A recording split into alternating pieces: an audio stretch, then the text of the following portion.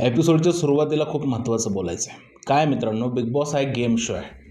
आता हा game show फक्त 100 दिवस चालतो. या गेम शो नंतरसुद्धा घराच्या बाहेर पडल्यावरती एक जग आहे आणि या जगामध्ये जगताना तुम्हाला अनेक लोकांबरोबर संवाद साधावे लागतात, अनेक लोकांबरोबर दुश्मनी करायला लागते, मैत्री करायला लागते किंवा अनेक लोकांबरोबर कामही एकत्र येऊन करायला लागतं. त्यात काही लोक अशा इंडस्ट्रीमध्ये काम करतात, ती इंडस्ट्री खूप छोटी आहे, म्हणजेच मी पिक्चर इंडस्ट्रीचं बोलतो आहे. आणि ही लोक आपल्याच कलिग लोकांना किंवा आपल्याच इंडस्ट्रीमधल्या लोकांना इकडे बिग बॉसच्या घरात त्यांच्या करिअरबद्दल जर का लेक्चर देत असतील किंवा त्यांचं करिअर किती खराब आहे, त्यांची ॲक्टिंग किती खराब आहे, अशा जर का भाषेचा वापर करत असतील आणि ती लोक ज्यांनी स्वतःचं काहीसुद्धा अस्तित्व निर्माण नाही केले, ते फक्त एका सिरियलमध्ये महाराष्ट्राला दिसलेले आहेत. मला माहीत नाही की त्यांनी त्यांच्या ॲक्टिंग करिअरची सुरुवात कशी केली. एक सिरियल करून त्यामध्ये पण त्या लीड नव्हत्या, फक्त विलनचं काम करत होत्या. अशा व्यक्ती जर एखादा व्यक्ती जो 20-22 वर्ष झालं इंडस्ट्रीमध्ये काम करतोय, त्याच्या ॲक्टिंगला ओव्हर ॲक्टिंग म्हणत असतील आणि स्वतःचं जे नाव आहे ते मोठं करायचा प्रयत्न करत असतील, तर अशा लोकांना आपण काय म्हणायला हवं कमेंट सेक्शनमध्ये सांगा. जान्हवी किल्लेकर हलून गेलेली आहे. जान्हवी किल्लेकरला हे समजतच नाही आहे की बिग बॉस नंतरसुद्धा आयुष्य आहे. बिग बॉस नंतरसुद्धा तिला अनेक ॲक्टरबरोबर कामं करायचे आहेत. आता जान्हवी किल्लेकर एवढ्या सिनियर ॲक्टरचे ॲक्टिंग जर का काढत असेल, तर हिला नंतर ॲक्टिंगचे कामं देताना लोक 1000 वेळा विचार नाहीत का करणार? का जान्हवी किल्लेकरला बिग बॉस संपल्यानंतर कामच नाही करायचं? का कलर्स मराठीने जान्हवीबरोबर अशा प्रकारचं कॉन्ट्रॅक्ट केलं आहे का की बिग बॉस संपल्या आम्ही तुला सिरियल देतो? किंवा त्याला कोणी असं सांगितलं आहे का की दुसऱ्याच्या ॲक्टिंग करिअरविषयी गैरवळण म्हणजे तू खूप मोठी होशील? मला असं वाटतं की जान्हवी किल्लेकर यांनी तोंडाचा जो ताबा आहे तो आवरला पाहिजे. महाराष्ट्राचे आयकॉन असलेल्या पॅडी कांबळेबद्दल आम्ही ह्या गोष्टी सहन करणार नाही, अजिबातसुद्धा सहन करणार नाही. वर्षा ताईंबद्दल जे बोललं ते पण आम्ही सहन केलं नव्हतं आणि आता पॅडी कांबळेबरोबर पण जे बोललं जातं आहे ते आम्ही सहन करणार नाही. 20 वर्ष ओव्हर ॲक्टिंग केली म्हणजे काय केलं जान्हवी किल्लेकर? याचं उत्तर जे आहे ते संपूर्ण महाराष्ट्राला तू द्यायची गरज आहे. दुसऱ्याच्या ॲक्टिंगबद्दल बोलताना स्वतः काय काम केलं ना, ही गोष्ट तू पाहायला हवी. मग अशा प्रकारची बेताल वक्तव्य करायला पाहिजे. मी सर्वप्रथम जान्हवी किल्लेकरचा निषेध करतो आणि बिग बॉसच्या मेकर्सला एक विनंती करत आहे की अशा वाचाळ विरीला, अशा वाचाळ मुलीला घराच्या बाहेर हाकलून द्या. बिग बॉस हा गेम पुरता मर्यादित राहिला पाहिजे. इथं तुमची पर्सनल पर्सनॅलिटी दाखवून लोकांची डोकी खराब करू नका जान्हवी किल्लेकर. लहानपणापासून आम्ही पॅडी दादाला बघतोय. गंगूबाई नॉन मॅट्रिक पासून ते महाराष्ट्राची हास्य जत्रा हा जो पॅडी दादाचा प्रवास आहे, त्याच्यामध्ये त्यांनी किती सिनेमे केले, किती सिरियल केल्या, याचं काय लिमिट नाही आहे. एक सिरियल करून तुम्ही कोणत्या हवेमध्ये उडत आहात? तुम्हाला समजतंय का? तुम्ही ज्या इंडस्ट्रीत काम करताय त्यातील एका सिनियर व्यक्तीचा तुम्ही इन्सल्ट करताय. आधी तुम्ही वर्षाताईबरोबर पण हेच केलं आणि आता पॅडी दादाबरोबर हेच करताय. याचा मी तीव्र शब्दात निषेध करतोय. जान्हवीबद्दल झालं, आता एका व्यक्तीबद्दल बोलणार आहे. त्याचं नाव आहे वैभव चव्हाण. तर वैभव चव्हाणला मला एक गोष्ट बोलायची आहे. भावा, तू समजण्याच्या पलीकडे आहे. मेकर्सनी पूर्णपणे प्रयत्न केला की तुला जे आहे ते चांगल्या रस्त्यावरती आणायचा, पण तुला तो रस्ता पकडायचा नाही आहे. पहिली तर वैभव चव्हाणची भाषा बघा. तुला झापडवन, तुमची जिरवेन, हां, स्वतःला कोण समजता, तुम्ही दळिंदर आहात ना, ही कोणती भाषा आहे? अरे वैभव चव्हाण, धमकी देण्याव्यतिरिक्त दुसरं काय येतंय का भावा तुला? खरं सांग. आम्हा सगळ्यांना अपेक्षा होती की बाबा वैभव चव्हाण जे आहेत ते रस्ता भटकलेला आहे, कधी ना कधी तो भटकलेला रस्ता सोडून जो आहे ते परत एकदा चांगल्या गोष्टी करायला येतील. पण तुम्ही काय करताय? एका मुलीला म्हणताय झापडवीन. ही कोणती भाषा आहे? हे काय चाललंय? मला असं वाटतंय की तुम्ही डिझर्व नाही करत आहात बी टीममधून खेळणं. तुम्ही ए टीममध्येच राहा. तुमची जी बाहेर बदनामी होती ती तशीच होत राहणार आहे, कारण तुम्हाला सुधारायचं नाही आहे.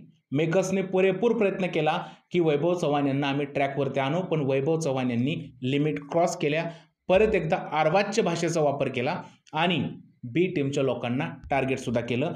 म्हणून माझी बिग बॉसच्या मेकर्सला ही विनंती आहे, रितेश भाऊंना ही विनंती आहे की जान्हवी किल्लेकर आणि वैभव चव्हाण यांना तुम्ही धडा शिकवा, नाहीतर महाराष्ट्राची जनता यांना धडा शिकवेल त्यांच्या वोटिंग मार्फत. तुम्ही एपिसोड बघितलाय. एपिसोडमध्ये ही जी अर्वाच्य वक्तव्य केलेले आहेत जान्हवी आणि वैभवनी यांचा जो आहे ते तुम्ही समाचार घ्यायला हवा मित्रांनो, आणि वोटिंग करताना हे सगळे शब्द लक्षात ठेवावे अशी माझी इच्छा आहे. आता हा जो आहे या दोघांचा समाचार झालेला आहे. एपिसोड वळूया, एपिसोडच्या रिव्ह्यूबद्दल बोलूया आपण. तर मित्रांनो, सत्याचा पंचनामा हा टास्क घरामध्ये चालू आहे. बी टीमची इकडे स्ट्रॅटर्जी मला कमाल धमाल लाजवाब वाटली. या स्ट्रॅटर्जीनुसार त्यांचं स्पष्ट असं ठरलं होतं की बिग बॉस जे बोलतील त्याच्या विरुद्ध आपण बोलायचं. म्हणजे जर का बिग बॉस बोलले की तुम्ही चांगले प्लेअर आहात तर आपण म्हणायचं चांगले प्लेअर नाही. बिग बॉस जर का तुम्ही म्हणले वाईट प्लेअर आहात तर मी म्हणायचं चांगले प्लेअर आहे. या गोष्टी बोलल्यामुळे समोरच्या टीमला असं वाटेल की हा खोटं बोलतोय आणि तो आम्हाला पैसे देईल. आता कसं आहे, कालच्या एपिसोडच्या सुरुवातीला आपण पाहिलं होतं, म्हणजे हा सत्याचा पंचनामा टास्क सुरू व्हायच्या आधी आपण पाहिलं होतं, ए टीम बडी बडी बातें कर रही थी, बोल रहे थे की आम्ही फेअर खेळणार, आपण थोडंसं फेअर खेळूया आणि फेअर खेळूनच हा जो आहे तो गेम पुढे नेऊया. जान्हवी बोलत होती, अरबाज बोलत होता, वैभव बोलत होता, ही निक्की पण बोलत होती की आपण फेअर खेळलं पाहिजे. म्हणजे यांनाही माहीत आहे की हे अनफेअर खेळत असतात. गोष्टी काय करत होत्या, फेअरच्या. आता काय मित्रांनो, हा टास्क संपता संपता फेअर अनफेअरच्या पुढे लोक निघून गेली. काहींनी लिमिट क्रॉस केली तर काही लोकांना गेम समजलाच नाही आणि ॲक्च्युली त्यांच्या मनासारख्या गोष्टी नाही झाल्या म्हणून त्यांच्या अंगाची तळपापड झाली. आता काय, पहिल्यांदाच जे आहे ते पॅडे दादाला तिकडे बोलवण्यात आलं. पॅडे दादाला सांगण्यात आलं की तुम्ही जे तुमच्या टीममधले सगळ्यात हुशार प्लेअर आहात, तुमच्याच डोक्याने जो आहे तो गेम चालतो. पॅडे दादा म्हटला हे नाही आहे, हे खोटं आहे. लगेच ए टीम बोलली नाही, पॅडे दादा खोटं बोलतात, हे आम्हाला मान्य नाही आहे. लगेच त्यांनी लाल बजर दाबला. इकडे अभिजित, बाकी सगळी लोक आले, अरे तुम्ही तर म्हणत होता की पॅडे दादा कमजोर आहे, तो पिकनिकला बसलेला आहे. नाही नाही नाही नाही, लगेच निक्की बोलली की आम्ही पहिल्यापासून असं ठरवलं होतं की पॅडे दादा खूप हुशार आहे आणि पॅडे दादा आम्हाला नडू शकतो. याच पॅडे दादाबद्दल ह्या लोकांनी काय काय वक्तव्य केलेले आहेत. पॅडे दादाला फळं नेऊन दिलेले आहेत, पॅडे दादाला सगळ्या गोष्टी केलेल्या आहेत. आणि आत्ता काय, तर पॅडे दादा खूप हुशार आहेत, त्यांचा गेम आम्हाला आवडतो आणि ते आम्हाला टप देतील म्हणून पॅडे दादाला नाकारलं. परत जे आहे ती जान्हवी आली. जान्हवीला बिग बॉसने सांगितलं ही निक्कीची सावली आहे. ती बोलली नाही, मी निक्कीची सावली नाही. आता ही गोष्ट कशी मान्य होईल जान्हवी किल्लेकर? संपूर्ण महाराष्ट्र बघतोय की तू निक्कीचं शेपूट धरून गेममध्ये पुढे आलेली आहे आणि जर का बिग बॉसने ही खरी रियालिटी तुला ऐकवली तर तुला हे पटलंच नाही. जर का हे तुला पटत नाही तर बी टीमने का ॲक्सेप्ट करावं? अख्खा ऑडियन्स सांगतोय की तू निक्कीची सावली आहे, तर बी टीम पण म्हणणार की तू निक्कीची सावली आहे. बी टीमला तरी का पटेल? इकडं जे आहे ते जान्हवी किल्लेकरला ही गोष्ट पटलीच नाही. बी टीमने लाल बजार दाबलेला बाहेर आली आणि पॅडे दादा विरुद्ध जे घाण अपशब्द वापरायला लागली. पॅडे दादाला मानलं पाहिजे. पॅडे दादाने ज्या पद्धतीने जे आहे ते जान्हवी किल्लेकरची शाळा घेतली, तर नाकवालं ट्रोलिंग केलं जान्हवी किल्लेकरचं. आणि जेवढ्या वेळेस जान्हवीला जे आहे ते हिनवलं जात होतं, बोललं जात होतं, तेवढी त्याचा ना जळपापड होत होता, तिला ना खूप राग येत होता. पण पॅडे दादाला मानलं, यार मजा आली, मजा आणली. आणि जान्हवी किल्लेकर सारख्या लोकांशी असं ट्रीट झालंच पाहिजे, कारण ज्या व्यक्तीला समोरच्या व्यक्तीशी बोलायची पद्धत नाही अशा व्यक्तीला जे आहे ते असंच वागवलं पाहिजे. कारण या मुलीने, या जान्हवी किल्लेकरने घरामध्ये बोलण्याचा ताबा सोडून दिलाय. म्हणून निक्की आली आणि निक्कीला सगळ्यात मोठा प्रश्न विचारण्यात आला की तू मनापासून माफी मागत नाही आणि खेळ हो गया वहां से शुरू. आता आत्तापर्यंत बाचाबाच चालू होती या लोकांची. जे बिग बॉस प्रश्न विचारत होते ते खरे होते खोटे होते हा नंतरचा मुद्दा आहे. सगळ्यांना इथं जे आहे ते गेममध्ये राहायचं होतं, म्हणून जे आहे ते आपापसातल्या विरुद्धच्या टीमचं हे जे आहे ते ॲक्सेप्ट करत नव्हते. म्हणून ती जे मनापासून माफी मागते ना, ही गोष्ट आल्यानंतर मला असं वाटतंय बी टीमने एकदम करेक्ट डिसिजन घेतला. कारण रितेश भाऊंनी सुद्धा सांगितलंय की निक्की ही तात्पुरती माफी मागते. निक्की जे आहे ते माफी मागते आणि परत त्याच चुका करते आणि हे संपूर्ण महाराष्ट्राने बघितलेलं आहे. त्यात बी टीम काहीसुद्धा चुकीचं वागली नाही. ए टीमला ह्या गोष्टीचं पटलं नाही. ए टीमला खूप जास्त राग आला. निक्की बाहेर आली, निक्कीने नाही नाही त्या शब्दामध्ये बी टीमचा अपमान जे आहे ते सुरू केला. ती अभिजितकडे गेली आणि म्हणली मला तू सांग की मी मनापासून माफी मागते की नाही. अभिजित म्हणला माझ्या बाबतीत तर मागते. इथेच झाला सगळा घोळ. निक्की हसली आणि तिथून परत आली आणि अरबाजला हे पटलं नाही. आता मित्रांनो, गेम समजून घ्या. आता मी रियालिटी सांगतो तुम्हाला. मला अभिजितला पहिला प्रश्न विचारायचा आहे की भावा अभिजित, मला सांग, तू जर का निक्कीच्या विरोधात खेळतोय आणि तुम्ही टीमने मिळून एखादा डिसिजन घेतलाय, त्या डिसिजन नंतर तू लगेच कसं काय निक्कीला खुश करण्यासाठी हे बोलू शकतो की माझ्यापुरतं तर तू असं करत नाही, मला तर तू मनापासून सॉरी बोलते.